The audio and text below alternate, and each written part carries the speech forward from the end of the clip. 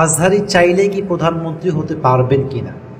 কারণ এই দেশের অনেক মানুষের মতামত ফেসবুকে, ইউটিউবে, টিকটকে, ইনস্টাগ্রামে সকলের একটাই দাবি, তারা আজহারিকে প্রধানমন্ত্রী হিসেবে দেখতে চায়। প্রশ্ন হচ্ছে আদৌ কি এটা পসিবল কিনা, বা আজহারি সাহেব সে রিস্ক আসলে নেবেন কিনা। প্রথম কথা হচ্ছে এই কথার জন্য, এই দাবির জন্য জনগণ একটা থ্যাঙ্কস ডিজার্ভ করে। কারণ যেই দেশের জনগণ একজন আলেমকে, চাই সে আজহারি হোক কিংবা অন্য কেউ হোক, যেই দেশের জনগণ একজন আলেমকে প্রধানমন্ত্রী হিসেবে দেখতে চায়, এটাই তার প্রমাণ যে এদেশের মানুষ ইসলামিক শাসন চায়, কোরআনের সংবিধান চায়। ঠিক কিনা বলেন যুবক ভাইরা? দ্যাটস রিয়েলি রিয়েলি অ্যাপ্রিসিয়েটেড, মাশাআল্লাহ। এটা খুব ভালো লাগছে আমার কাছে বিষয়টা। এখন দেখেন যুবক ভাইরা, এর একটা কারণ আছে। কারণ আজহারি সাহেব মানুষের একটা আবেগের জায়গায় আছেন, একটা ভালোবাসার জায়গায় তিনি আছেন। তিনি রাজনৈতিকভাবে কোনো দলের সঙ্গে জড়িত নন পরিপূর্ণরূপে, তবে তাকে অনেক ট্যাগ দেওয়া হয়েছে এই দেশের মাটিতে, এটা আমরা সবাই ইতিহাস জানি। দেখেন, যে মানুষটা জনগণের জীবন পরিবর্তনের জন্য বক্তব্য দেয়, তাকে মানুষ সত্যিকার অর্থেই ভালোবাসে। এবং আজহারি সাহেবের যেই দক্ষতা ভাষার প্রতি, জনগণের যেই অ্যাট্রাকশন তার প্রতি আছে, এর সবচেয়ে মূল হাতিয়ার হচ্ছে তার শুদ্ধ ভাষা, তার মায়াকণ্ঠের যে কথাগুলো আছে, মানুষ এটাকে বড্ড ভালোবাসে। তার মানে কোরআন থেকে যে কথা বলে, হক কথা বলে, মানুষ তাকে আসলেই মন থেকে ভালোবাসে যুবক ভাইয়েরা। ঠিক কিনা বলেন যুবক ভাইয়েরা? যদি আজকে সাইদি সাহেব বেঁচে থাকতেন, তাহলে হয়তো বা জনগণ এটাও দাবি তুলতো যে আমরা সাইদি সাহেবকে প্রধানমন্ত্রী হিসেবে দেখতে চাই। এটাও সত্য যুবক ভাইয়েরা। ঠিক কিনা বলেন?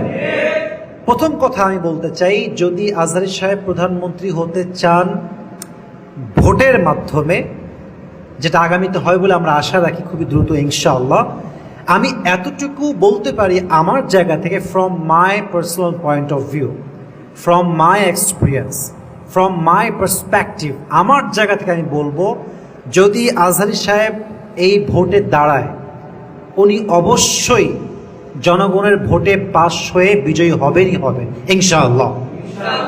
কেন বললাম এইটা? মনে করেন প্রত্যেকটা জেলায়, প্রত্যেকটা বিভাগে, প্রত্যেকটা থানায় থানায়, গ্রামে গ্রামে আজহারির ভক্ত আছে না? একজন মা যিনি রান্না করতেও আজহারির ওয়াজ শোনে, যিনি অটোতে গেলেও আজহারির ওয়াজ শোনে, যিনি বাসায় বসে দিয়ে খাওয়ার সময় আজহারির ওয়াজ শোনে, তো সে যখন দেখবে যে আমার কাছে একটা আছে জালেম, আর একজন আছে ইনসাফ ভিত্তিক, যিনি শাসন কায়েম করবেন, এই দুইটা পক্ষ যখন একসঙ্গে দাঁড়াবে, তখন তো সাধারণ একটা হিসাব এটাই যে মানুষ তাকেই ভোট দিবে যাকে মানুষ একজন ইনসাফ ভিত্তিক মানুষ হিসেবে চেনে যুবক ভাইরা। ঠিক কিনা বলেন? তো তিনি সাধারণ জনগণের ভোটে পাশ হবেন, এখানে কোনো সন্দেহ নাই। বাকি হ্যাঁ, এখানে কিছু বিষয় বোঝার আছে। আবেগ দিয়ে নয়, বিবেক দিয়ে কাজ করাটা বড্ড জরুরি যুবক ভাইরা। মাথায় রাখবেন, যদিও সাধারণ জনতাকে চায় এটা সত্য, বাট অনেক সমাজ আছে, সুশীল সমাজ বলেন, অন্য লেভেলের মানুষ বলেন, সবাই কিন্তু চাইবে না, আজহারি বলে কথা নয়, অনেক লোকই চাইবে না যে কোনো আলেম রাষ্ট্রের ক্ষমতায় প্রধানমন্ত্রী হিসেবে আসুক। এটা অনেকেই চাইবে না, একটাই কারণ, স্বার্থে আঘাত লাগার জন্য। ফর অ্যান এক্সাম্পল, একজন মেয়ে যে ওয়েস্টার্ন কালচার ফলো করে, তার ড্রেস হচ্ছে শর্ট, হাঁটু পর্যন্ত ড্রেস পরে, টি শার্ট পরে, টাইট ফিটিং ড্রেস পরে রাস্তাঘাটে ঘোরে, তো একজন আলেম যদি ক্ষমতায় আসে, সে তো এই বিধানটা করবে ইসলাম দিয়ে যে প্রত্যেকটা মেয়ের জন্য হিজাব পরে বাহিরে বের হওয়া বাধ্যতামূলক। তো যেই মেয়ে বুঝে ফেলবে যে আমি একে ভোট দিলে আমার ড্রেসের যে স্বাধীনতা আমার আছে এখানে হস্তক্ষেপ হবে, সে কি ভোট দিবে যুবক ভাইয়েরা? বলেন বলেন বলেন। সে ভোট দিবে না। তো সবাই কিন্তু চাইবে না। তো যদি সত্যিকার অর্থেই পসিবল হয় ভোটের মাধ্যমে সব দিক থেকে, তাহলে লাভ অনেক বেশি। প্রথম লাভ হচ্ছে এই দেশে কোরআন ভিত্তিক সমাজ কায়েম হবে। যেই দেশের আইন চলে কোরআন দিয়ে, ওই দেশে কি দুর্নীতি আর যুবক ভাইরা হতে পারে? আপনি সৌদি আরবকে দেখেন, সব নিয়ম কিন্তু চালু নেই, একটা বিধান চালু আছে, চোর চুরি করলেই হাত কাটা, কোনো ছাড় নাই। এর ফলে সৌদি আরবে চোর অনেক কম, চুরিও হয় কম। তো দেশের প্রত্যেকটা সংবিধান যদি আমরা কোরআন দিয়ে সাজাই, তাহলে দেশে চুরি, ডাকাতি, রাহাজানি, জেনা, রেপ একটাও থাকবে না যুবক ভাইরা, ঠিক কিনা বলেন? আবার পাশাপাশি আমরা কি পাবো? দিনের শিক্ষা পাবো। সুদ ভিত্তিক যে সমাজ ব্যবস্থা এটা দূর হয়ে যাবে। পাশাপাশি জানের নিরাপত্তা, মালের নিরাপত্তা, এবং সর্বশেষ যেটা আমাদের খুবই দরকার, ইসলামকে কোনো প্রকার বাধা ছাড়া পালন করা। আজকে দাঁড়িয়ে রাখলে শিবির হয়ে যায়, জামাত হয়ে যায়, জঙ্গি হয়ে যায়। এই ট্যাগগুলো আমাদের দেশে ছিল কি ছিল না যুবক ভাইরা?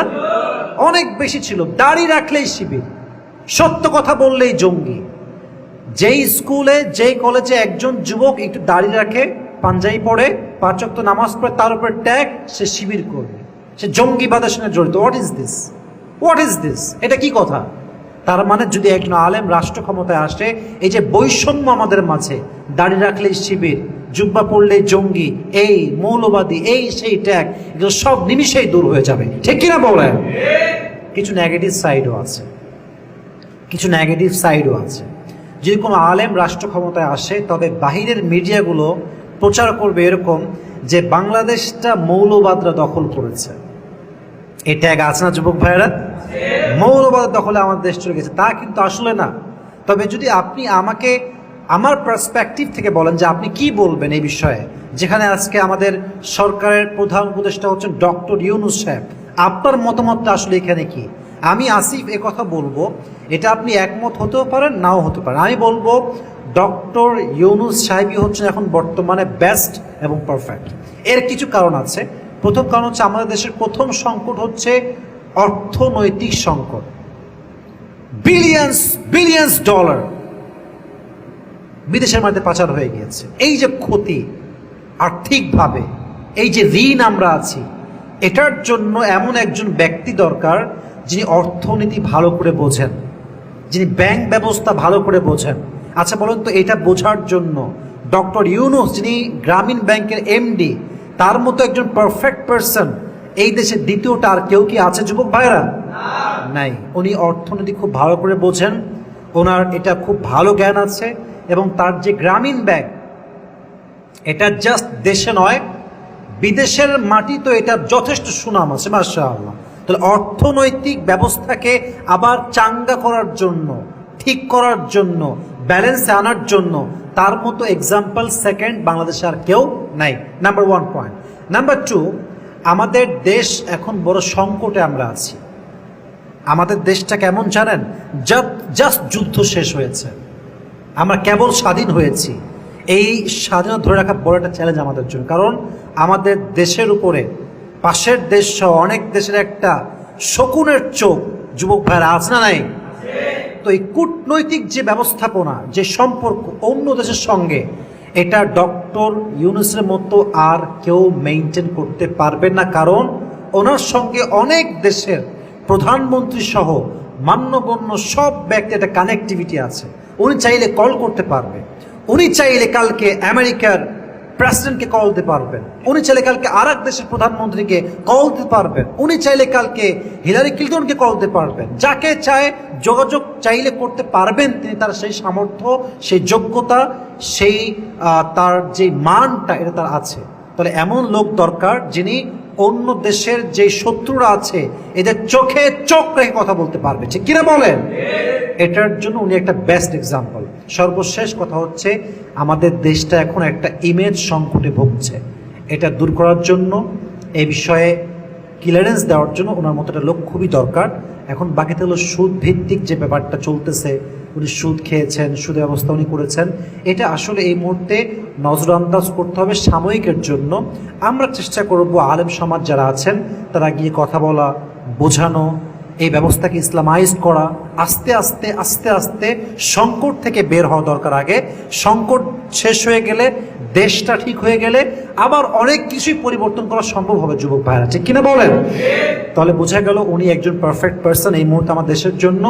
পরবর্তী সময় যখন ভোট হবে, নির্বাচন হবে, আজহার সাহেব আসবেন কি আসবেন না, উনি দাঁড়াবেন কি দাঁড়াবেন না, উনি ওই রিস্ক নিবেন কি না, কারণ এটা এত সহজ বিষয় না, এটা এতটা ইজি সাবজেক্ট না।